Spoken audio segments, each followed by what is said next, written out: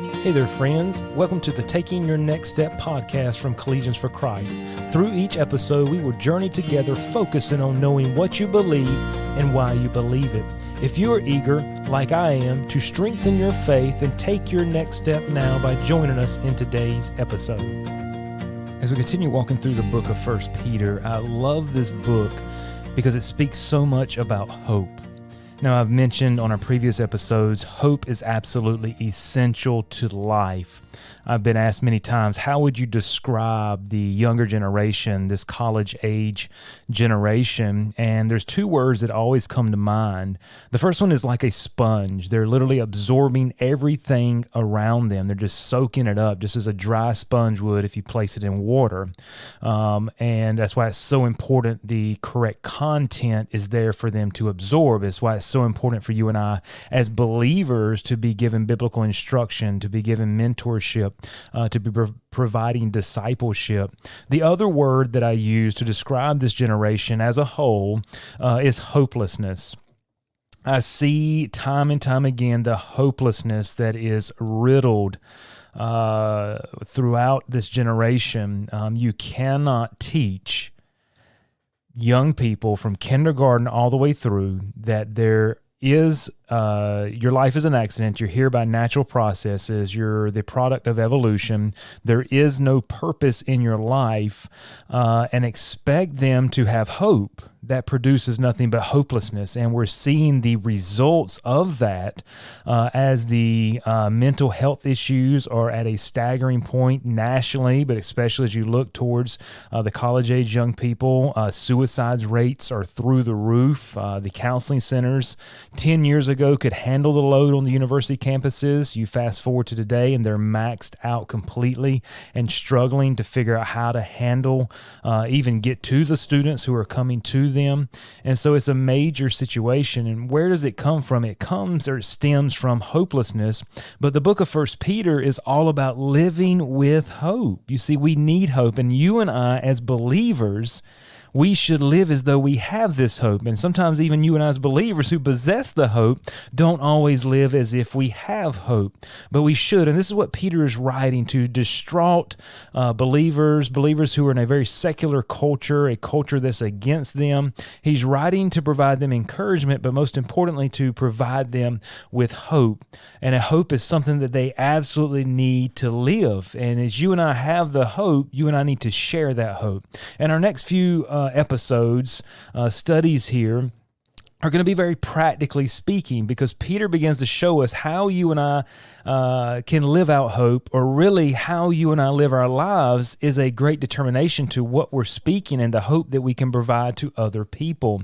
And so we're going to look on today's episode at how to live your life. There's a word that's often used to describe Christians, and maybe you've been referred to this way or you've heard it, and it's the word hypocrite or hypocrisy. We understand hypocrisy is everywhere. It's not only in the church. You meet that in your friend groups. You meet that in class, at the workplace, all different types of places. You will meet hypocrisy, people saying one thing but doing another. But that's definitely a label they like to place on you and I as believers in the church. It's a powerful motivator, if you will, and sometimes it is an accurate description or an accurate depiction of who we are. Why? Because we're just sinners saved by grace. We're not perfect. But if you and I say we follow Jesus Christ, we say that we're a Christian, we identify with Him, then our life should act like Him. And that's what we're going to talk about on today's episode, is how to live your life. We're going to look at it in three very practical places as Peter brings this out in our passage here. 1 Peter chapter number 2, verses 11 through 20. I won't read the entire passage just for the sake of time. But here in verse 12, it says this: having your conversation honest among the Gentiles, that whereas they speak against you as evildoers, they may by your good works, which they shall behold, glorify God in the day of visitation. So if we're going to live our life, first we are to live an honest life. This is how we're to live our life. We're to live an honest life among all those around us. So what does it look, practically speaking, to live an honest life? Well, very simply, you do what you say you're going to do. Not everybody does that. You ever have people say, I'll call you back and I'll give you that quote, or I'll be there. And they don't. They don't do what they say they're going to do. I remember when I had my landscaping and lawn care business, I would pull up to give a customer a quote, or would begin doing their lawn or their landscaping or whatever I needed to do. And I'd hear this time and time again, thank you for showing up. And I would ask, what do you mean, thank you for showing up? I said I would be here. Well, so-and-so said they would come, they never came, or they said they would come, but they don't come on the days they said when they would come, and they end up being a week later. And so they would lose business. Why? Because they're not living an honest life around those. That's in the workplace, but honesty shows integrity. And that shows that you can be trusted by others. How else can we live an honest life among all those around us? This is very practically speaking. Admit when you're wrong. You and I need to be willing to lower the pride and admit when we're wrong. I remember having people working under me in the building supply company, and there would be times a mistake would be made, and they were always like Adam and Eve, and I can be like this too, shifting the blame. We're blame shifters, right? We want to point the finger at somebody else or something else and never say, look, I was wrong. And I learned early on when I worked there, and sometimes these mistakes would cost thousands of dollars because we're sending vinyl siding out or windows out to a new house being built, and you send the wrong color or wrong type of vinyl siding. And those subcontractors just put it up because it was delivered, and that's their job, just to put it up, and it gets put up, and then the builder or the homeowner comes and says, oh, that's wrong color, wrong type, and you trace it back. Well, whose fault was it? I keyed it in wrong, or maybe the contractor communicated, but if I keyed it in wrong and I saw my notes and I was wrong, I'd have to go to the boss and say, look, I made a mistake. I keyed this in wrong, and I know it's going to cost us thousands of dollars, not just to replace the material, but also to pay the labor to have the material taken back down and put back up because we were wrong. And that takes a lot of gut, really, to do that. But you and I, as a follower of Jesus Christ, must be honest. And how do we do that? We admit when we're wrong. We admit when we're wrong in our marriages. We admit when we're wrong in the classroom. We admit when we're wrong with our friends. There's nothing more admirable, really, than someone who's willing to admit when they're wrong, because that just shows they're a person of character, a person of integrity. And then how can we live an honest life? Do what's right even when there's pressure to do wrong or to be dishonest. Honest even if dishonesty may gain you something. You're staying honest even if that dishonesty may gain you a promotion, may gain you a financial gain, may gain you a better grade. Maybe you're sitting there and it says, hey, this is an online class, and it says, don't use your notes, but your notes are sitting right beside you. What should you do? Or you're at the workplace and maybe you are in a situation where your business gets rebates based on the amount of volume that you sell, and the company wants you to fudge the reports. What are you going to do? In order to be an honest person, a person of integrity, you say, I cannot do that, even if it means losing my job. Why? Because Peter's telling us here, in a wicked culture, in a time when everything just seems against Christ, against Christianity, how you live your life speaks volumes to those around you. And how a Christian acts in an evil world is vitally important. Why? Because people are paying attention to your life. And for you to say that you're a follower of Christ, for me to say that, and then not live a life that lines up with Jesus, being honest, would be what? I'm a hypocrite. And then I would be wearing the label that they like to put on the church. How else can we live an honest life? We can work hard. We don't cut corners. Don't cheat the clock. If you're supposed to be clocked in at 8, be there at least a minimum of 8 o'clock, if not before.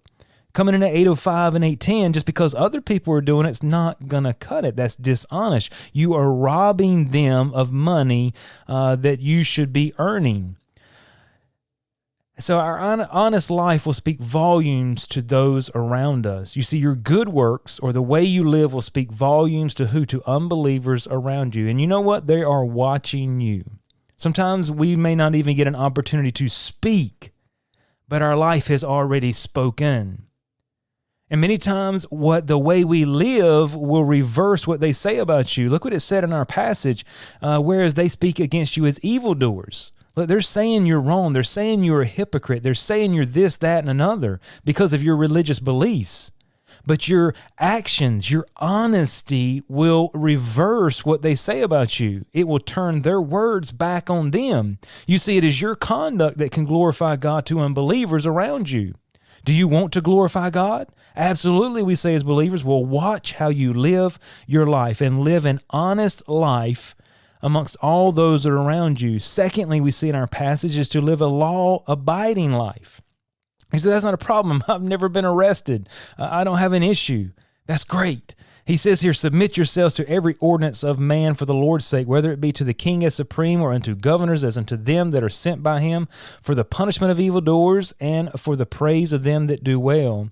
And then begins to go in and say, for so is the will of God, that with well-doing, watch this, you may put to silence the ignorance of foolish men. So how are we going to silence our critics?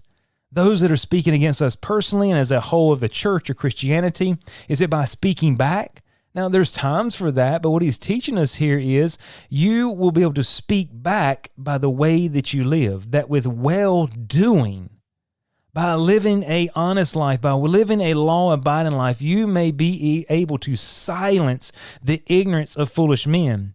And he says, as free and not using your liberty for a cloak of maliciousness, but as the servants of God. And he says this, honor all men. Love the brotherhood, fear God, honor the king. Very practical speaking here. So we are to live a law-abiding life among all those that are around us. Obey the laws of the land, what? For the Lord.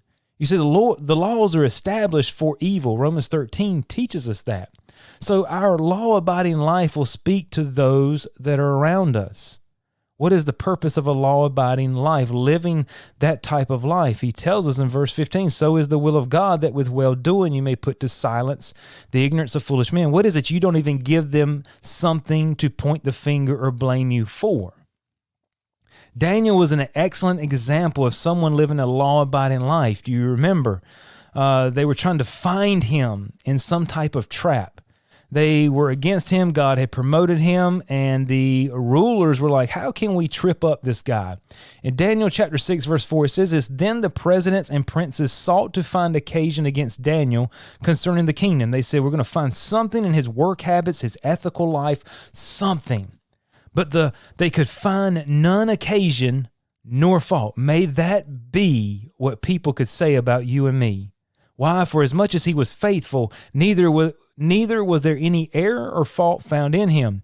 Then said these men, we shall not find an occasion against this Daniel, except we find it against him concerning the law of his God. We're going to have to trip him up in his obedience to God, because we know he will not falter. Imagine someone says, I cannot find an occasion against him or her. In the workplace, in their family life, in the community, the only thing we're going to be able to do is find some way for them to exercise their religious belief in Jesus Christ, not to deny his name, not to pray, whatever it is, because we know based on their integrity and character that they will follow through with it. And that's the only way we're going to be able to trip them up, and that's what they could do. And so our law-abiding life will speak volumes to those around us, and they cannot speak against you or God. You see, many times people will speak against God based on your behavior. Isn't it interesting that your behavior labels God? Don't you get frustrated when somebody does something, but you get the blame, you get the label? Absolutely, that is frustrating, right? Frustrating as all get out. I mean, it's one thing when I do it and I get the blame, but it's another thing when somebody else does it and you blame me. No, that's not going to work. But how dare our behaviors get the finger pointed at God? So we see how we're to live our life as an honest person, as a law-abiding life. And then lastly, here in our passage, we see we need to live an ethical work life. You see, we're to live an ethical work life among all those around us. It says here in verse number 18, servants, be subject to your masters with all fear, not only to the good and gentle, but also to the froward. Wait a minute, you mean I have to obey my boss even if they're a little bit rough, even if they speak a little bit harshly to me? Even if they're not a kind boss? Yes, according to Scripture. Now, there's certain things that should not be crossed as far as verbal abuse or physical abuse. And if you find yourself in that situation, maybe you need to pray and see if God would have you to find another job. But sometimes God wants you there as a light. And that rough boss, that rough manager, that rough CEO, sometimes they're not even saved. And they're just acting like what? An unsaved person would. And we can't expect for an unsaved person to act the way you and I would act as a believer. So we are to obey our boss at work, whether he or she is a Christian or not. That doesn't matter. Whether they're good or not. And froward means they're crooked, perverse, wicked, or unjust. Imagine that being the description of your boss that you have to check in with each and every day. But he says, look, if you find yourself under this kind of employment or under this kind of leadership, then you need to do what? You need to, not only to the good and gentle, but also to the froward, be what? Be subject to them. Allow them to lead you. Why? Verse 19, for this is thankworthy. If a man for conscience toward God endure grief, suffering wrongfully, then he says, for what glory is it? If when you be buffeted for your faults, you shall take it patiently. I mean, what is it if you're buffeted for your faults and then you take it patiently? But if when you do well and you suffer for it, you take it patiently, this is acceptable with God. And so whether you have a angry boss, a hard boss, just know this, God sees it. God knows. God is not dismissed. Just don't go against God or your conscience. But understand, your ethical work life will speak volumes to those around you. It will speak directly to that harsh boss. And so can I say this? Don't gripe about your boss. Don't gripe about your pay. And don't gripe about your work. You say, well, you don't work where I work. You don't work for who I work for. You don't get paid what I get paid. And I've been there with many different jobs. But can I say this? As a believer, following Scripture and following Jesus Christ, we're not to gripe about our boss in the break room with other employees. What does that do? That just stirs up strife. Don't gripe about your pay. And don't gripe about your work. You say, what do? Go find another job. Go find another job with better pay. Go find another job with a different boss. Go find a different type of work. You see, as believers, we're called to follow Jesus Christ, taking our next step. That is our theme throughout our podcast. And he says this, why should we obey our boss? What does obeying a hard boss do? Well, it's thankworthy, it's pleasing, it's acceptable with God. And think about Christ as our great supreme example of how he was willing to suffer to glorify God. So how can we glorify God? Not if we suffer for our own wrongs. That's what our passage tells us. But if we suffer when we do no wrong, this glorifies God. You see, there may be some we can never verbally witness to in your workplace, in the classroom, in your community. But can I say this? But our lives will witness, our lives will convict, and at the same time glorify God to them. You and I just have to be sure we live our life like Jesus wants us to live our life. And Peter tells us we have to live an honest life. We have to live a law-abiding life. And we have to live an ethical life. Thank you for taking the time to listen. If this podcast has been helpful to you, please share it with a friend or subscribe to stay up to date on the latest episodes. You can connect with Collegians for Christ online for more information and resources at cfccampusministry.com.